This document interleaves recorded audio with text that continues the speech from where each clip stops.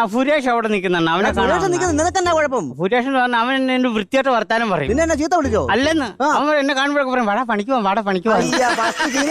നിനക്കെന്താ പണി അറിയാനായിട്ട്? അണ്ണാ എനിക്കാണെങ്കിൽ ടാപ്പിംഗ് അറിയാം, വെൽഡിങ് അറിയാം, പെയിന്റിങ് അറിയാം. പിന്നെ ടാപ്പിങ്ങിന് പോകും. വെളുപ്പിന് എഴുന്നേക്കണം, തണുക്കും. എന്നാ പിന്നെ പെയിന്റിങ്ങിന് പോകും. വെളി കയറുമ്പോ തല ഇറങ്ങും. എന്നാ പിന്നെ താഴെ ഒന്നടി. താഴെ ഉറക്കം വരും. എന്നാ പിന്നെ വെൽഡിങ്ങിന് പോടാ. അണ്ണാ വെൽഡിങ് എന്ന് പറഞ്ഞാൽ പുക അടിക്കുമ്പോ ശ്വാസകോശത്തിന്റെ പുറ വിട്ട് എനിക്ക് സംഭവം മനസ്സിലായി. ഇവിടെ ആരെങ്കിലും അധ്വാനിക്കുന്ന പൈസയും കൊണ്ട് ഓസിന് പുട്ടടിച്ച് ജീവിക്കണം. അണ്ണാ അങ്ങനത്തെ പണി വല്ലതും ഉണ്ടോ? ആരെങ്കിലും അധ്വാനിച്ചിട്ട് നമുക്ക് പൈസ കിട്ടുന്ന പണി? അങ്ങനെ ലോകത്തൊരൊറ്റ പണിയേ ഉള്ളൂ.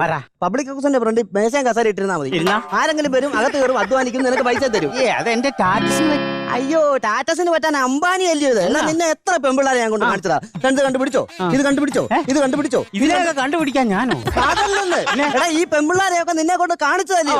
നിനക്ക് അതിനെ ഒന്നും ഇഷ്ടപ്പെട്ടില്ലെന്നാ പറഞ്ഞത്. അണ്ണാ ഒരിടത്തിനെ പിടിക്കാന്നുള്ള ഇന്ന് കാണുന്നതിനെ ഞാൻ കയറി പിടിച്ചോളാം. അയ്യോ, ചെബുക്കല്ലേ അറിഞ്ഞു പറയാം. അതല്ലേ ഞാൻ പറഞ്ഞു, നിനക്കൊന്നും ഇഷ്ടപ്പെട്ടില്ലെന്നാ പറഞ്ഞത്.